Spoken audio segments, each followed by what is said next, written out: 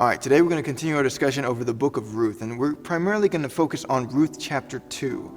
But before we get into Ruth chapter 2, let's go ahead and jump back to Ruth chapter 1, verse 20, and just to give a little bit of context into what's going to happen in Ruth chapter 2. And so we know that in Ruth chapter 1, Naomi, she leaves her place of origin because of a famine. So there was something in the land of her origin where she just felt like she had to leave, so she left, and she went to Moab, a place where they were kind of distant relatives to the Israelite people. And then we see that eventually bad things happen to her, and she ends up leaving Moab, and she comes back to Israel. But on her way back to Israel, where she's about to see all of these different relatives that she had left, while she's there, people start saying, "Is this Naomi? Is this the woman who left?" And she says in verse 20 of chapter 1, "And she said unto them, Call me not Naomi, call me Mara." So we see that she's changed her name. "For the Almighty has dealt very bitterly with me." She's blaming God for everything. She's saying, don't call me Naomi, which means pleasant. She says, call me bitter, call me Mara. And she says, because the Almighty has dealt bitterly with me. And he says, I went out full, and the Lord hath brought me home again empty. Why then call ye me Naomi, seeing the Lord hath testified against me, and the Almighty has afflicted me? I find it interesting that she calls the Lord Almighty. A synonymous term might be omnipotent, right?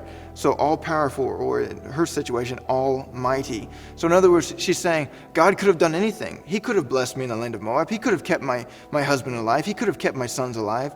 But the Lord, who could have done anything, chose to deal bitterly with me. The Lord chose to bring me to this humble place. The Lord chose to take my sons from me, my husband from me. So she's just angry with God, and she's blaming God for everything. She's not blaming God. She's not blaming herself for the fact that she left the land of Israel. She's not blaming herself for all these different things. She's blaming God. And that's when we get introduced to the book, or the second chapter, chapter 2. We see in chapter 1, the last verse, it says, and they got to Bethlehem during the time of the harvest. So now, in chapter 1, or chapter 2, verse 1, we get introduced to a new character named Boaz. Boaz is a kinsman. He's a relative of Elimelech, the former husband of Naomi. And that plays a key role into this story, right? That's a good introduction into what's about to happen. And it says he's a wealthy man. It says he's a mighty man. You know, he's got a lot of land. He's got a lot of harvesting going on. And there's actually, Ruth goes to his field and starts harvesting from his field. You might be thinking, that's a little weird, right? Different culture, different time, different law, right? Because this was ancient Israel. God had set up a specific law for how to take care of the widows and how to take care of the poor, how to take care of the strangers in the land. And Ruth qualified for each of those things, right? So God had actually said that the poor and the strangers in the land and the widows and stuff, they could actually go to the fields, and they could glean from the fields. They could take from the fields on the corners, I think it was, and they can pick up the scraps, right?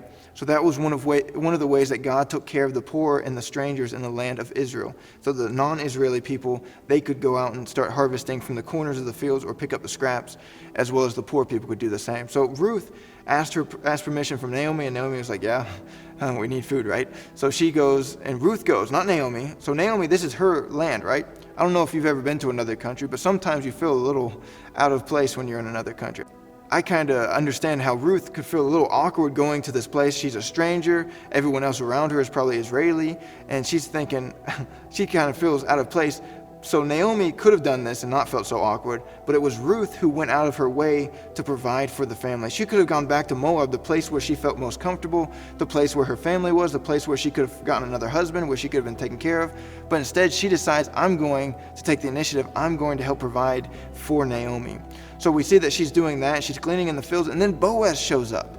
And then Boaz talks to one of his servants and said, who is this woman that's here? And not that he was like upset that she was there. He was just curious because he'd never seen her before. And the servant says, this is Ruth, the daughter-in-law of Naomi. She's come back with Naomi and stuff like that. And he starts giving him a little bit of details. But what's interesting to me is that when Boaz talks to Ruth, he gives her more information. He says, I've heard that you've done this and this and this. So he starts giving information that the servant didn't tell him, or at least the Bible in the book of Ruth doesn't record that he gave him that information.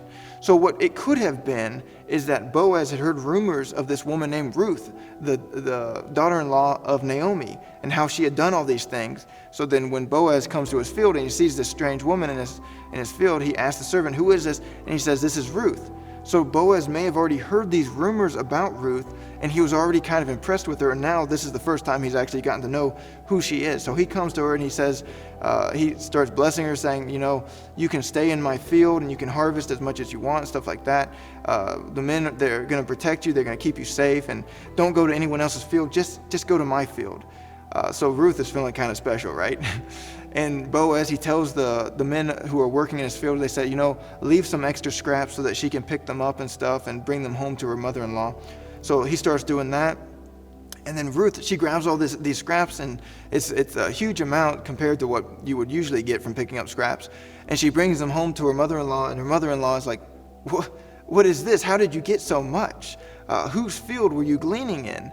And this is also important information because some might assume that Naomi sent her specifically to this field to try to woo Boaz, the relative. But it seems as though Naomi didn't even know she was going to that specific field. So she's asking Ruth, whose field did you go to? And he says, I went to this man named Boaz, and he was very kind to me and stuff like that.